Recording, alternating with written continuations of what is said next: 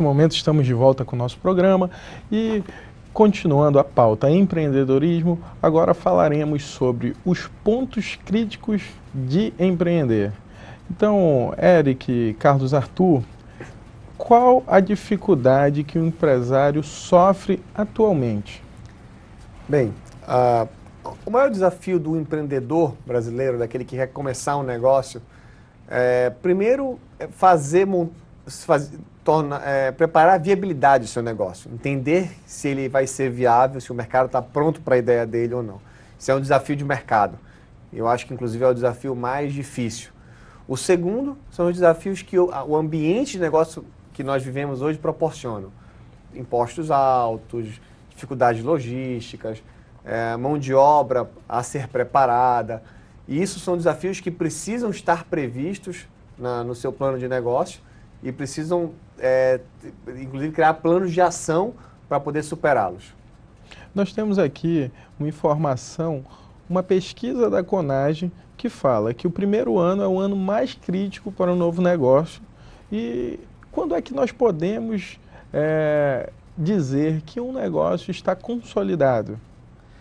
Pois então, Platini, depois dessa crise que estamos vivenciando, né, é até certo ponto difícil você dizer ao qual momento. Porém, completando o que o Eric falou, muito bem dito agora no momento, acreditamos na AGE, né, e na própria Conage, na Confederação, em que nós precisamos de um ambiente mais capacitado para o nosso empreendedor.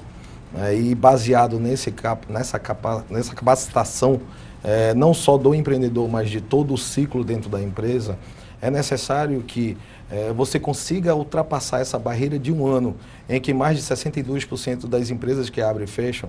É muito importante que a gente possa capacitá-los a vivenciar o que realmente o mercado apresenta.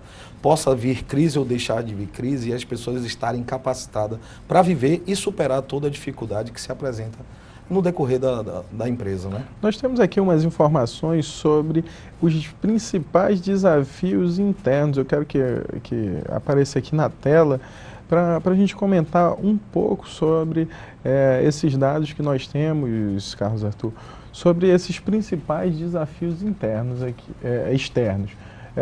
Nós sabemos aqui que o Amazonas ele tem alguma dificuldade logística, então dentro do gráfico nós demonstramos aqui 6% dos principais desafios é a nossa logística.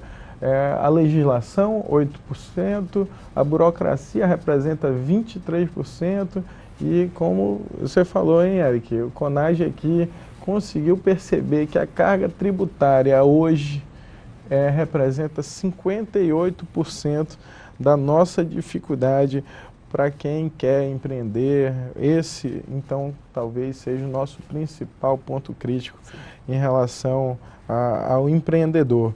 E aí, eu quero te fazer uma pergunta.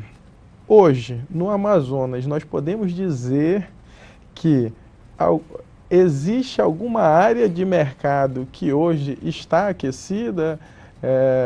Ou esse momento de crise está crítico ao ponto da gente dizer que nenhuma área estaria aquecida? Pois então, Platini, hoje nós vemos a Conage muito bem com a apresentação que foi feita agora no quadro, em que 58% do mercado, você vê que ainda existem pessoas querendo empreender.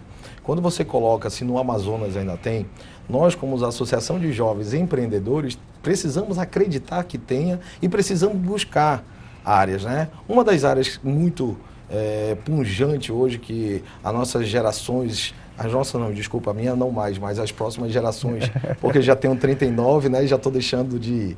Mas as próximas gerações X, Y, Z, né, a próxima geração, as startups são hoje a menina dos olhos. Né? Hoje você com inteligência artificial, com diversos tipos de inteligência para dentro das nossas empresas, se cria uma necessidade de novos empreendedores que façam suprir essa necessidade. O próprio Eric está vivendo dentro da empresa familiar dele isso, né, com várias mudanças, eu estou vivendo dentro da minha e conheço dezenas de outras pessoas que também vivem isso e necessitam empresa nova, né, que são empresas de tecnologia, as startups, que estejam capacitadas a nível de atender todo esse público que tem necessidade. Então, acreditamos sim que tem esse nicho aqui em Manaus ainda muito para ser explorado.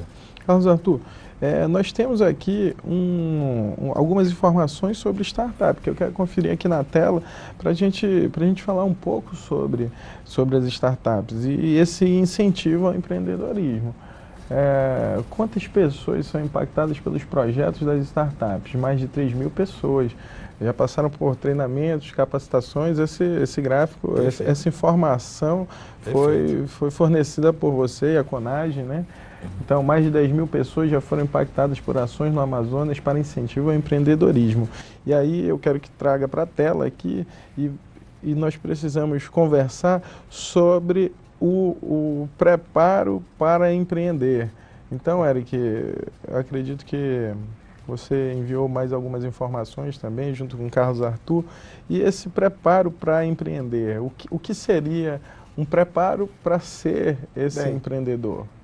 É um trabalho árduo, né? O empreendedor, para início do trabalho dele, né, do projeto, ele precisa identificar um mercado, identificar uma necessidade de mercado para ser preenchida, né, para poder ser atendida, uma demanda a ser atendida.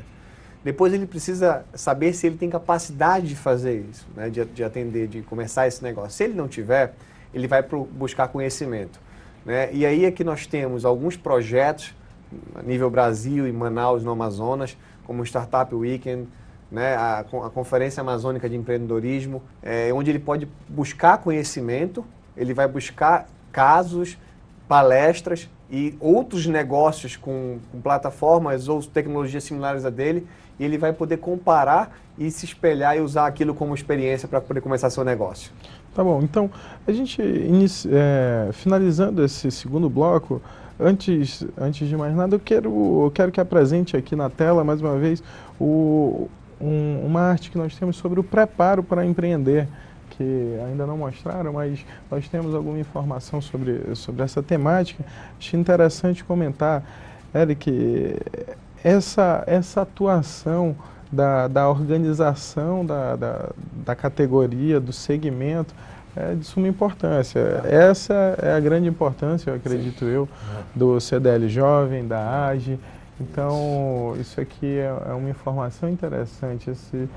Preparo para empreender, 86%. O que isso representa no Conagem, Carlos Arthur? Pois então, o que significa isso, Platini? A Conagem identificou, através dessa campanha, em que 86% da nossa população de jovens empreendedores não tem um preparo ainda, uma base.